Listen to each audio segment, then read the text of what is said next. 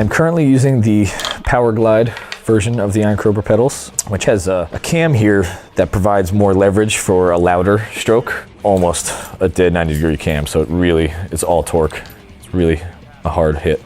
And as a metal drummer who plays a lot of double bass but does not use triggers or any process sounds, a loud stroke is a really ideal thing. And while most of the IronCobras feel and react pretty similarly to one another, this particular pedal seems to deliver a harder stroke to the bass drum.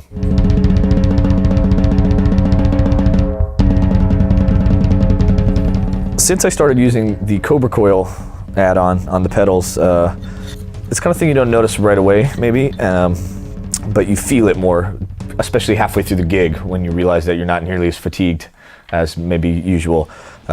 It allows this heavy weighted pedal board to really work with gravity and sink down fast and add a lot of weight to what's going on, but then it assists in the upstroke, and the upstroke is really the toughest thing. And what's interesting is on other pedals, to get a fast response, you really got to crank the spring tension all the way up, maybe even more sometimes. I know guys that have like gotten shorter springs and stuff to really get them moving fast. And what stinks about that is if you notice as the beater shaft goes towards the head, right around here, it starts really building up a lot of tension in the spring again. So you start here slack, and then if you have a really high spring tension, over here, it starts to build again and actually dissipate the energy and momentum of the beater flying towards the head. The Cobra Coil attachment really lets you leave the springs a little bit looser, so that way it's all forward momentum, and then without building up too much tension here, the Cobra Coil works on helping to send it back towards your foot. But obviously it's a feel thing.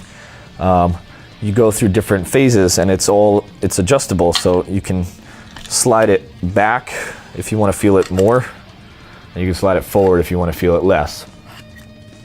And sometimes it's just kind of what kind of shoes I'm wearing and what kind of gig it is that night. It's just a feel thing, but it can really help take some of the resistance away when you're pushing down towards the bass drum and help you just do downstrokes. It's kind of like really making the most of rebound. It can really help your technique just focus on getting it down and not worry so much about down, up, and just getting a faster, easier feeling.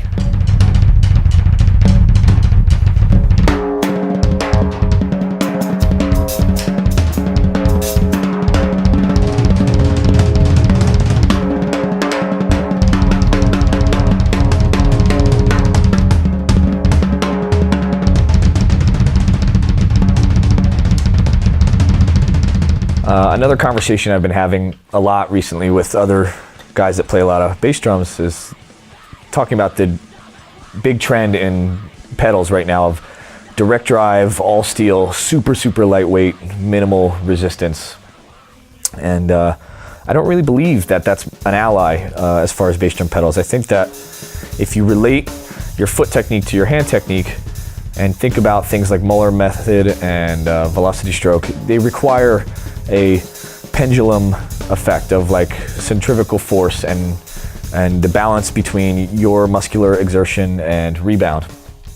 And pedals that are so light like that, they don't do any of the work for you because they're so light. You have to pick your leg up and drop your leg every single stroke. And this pedal has enough weight and momentum that you just put it in motion and you barely have to do anything. It just starts to play. You can push it with your pinky finger and it just wants to play. It wants to go. It carries itself, having enough weight to swing back and forth and create that sort of pendulum feeling, which saves you a lot of energy, saves your body a lot of strain. And I know some guys that play those pedals and they end up sliding their foot so far back on the pedal board down here to decrease their leverage because their body naturally just doesn't like playing all the way up on the pedal board because it's too light. So they're spending a lot on a pedal and then making every adjustment they can, getting the heaviest beaters they can, wearing big boots, sliding their foot all the way back just to get it to feel like this pedal. So save yourself the time and just go for this one.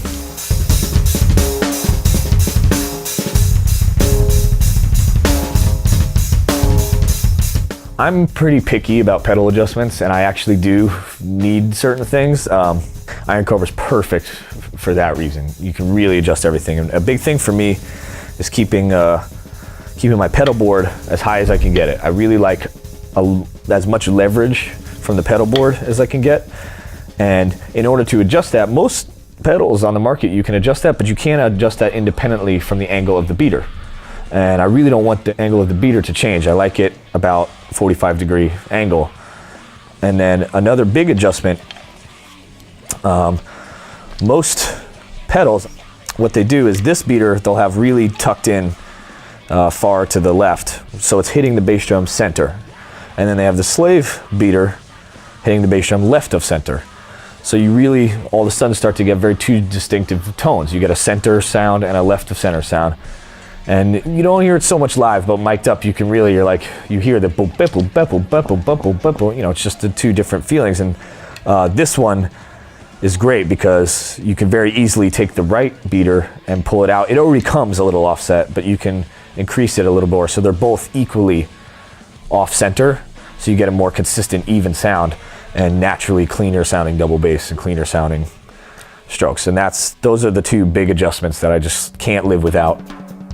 And they come with interchangeable beaters, surfaces. They have a felt one, a hard black plastic one, and then they have this wood one. And I love the sound of wood because it matches the timbre of the drumsticks hitting the toms and stuff, and it's a much more consistent overall tone. Boom, boom, boom, boom, boom, boom, boom.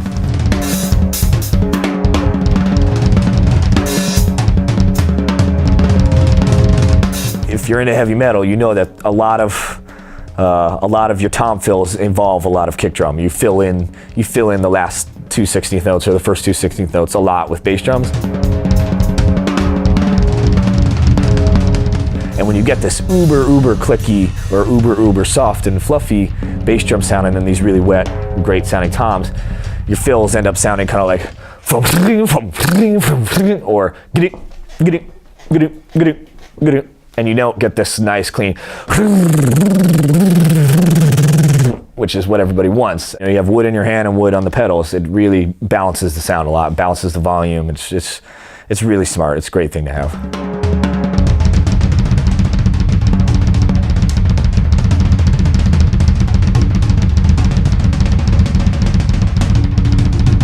These hold up great. These are they're awesome. They never rust. They never corrode. They never break. There's a lot of there's a lot of hell that they go through on tour, and not just from the playing. I mean, the playing is bad enough, but then you get a lot of guys helping you with your stuff on and off stage, and they lift it by the drive shaft and plop it back on the floor and all kinds of stuff. And these really hold up. They're solid, heavy duty. They have their own weight to them, and they don't flop around on the floor as much, especially the slave pedal on the left side. It doesn't flop around a lot because it really is solid. It has some substance, and they're definitely durable, road tested, durable.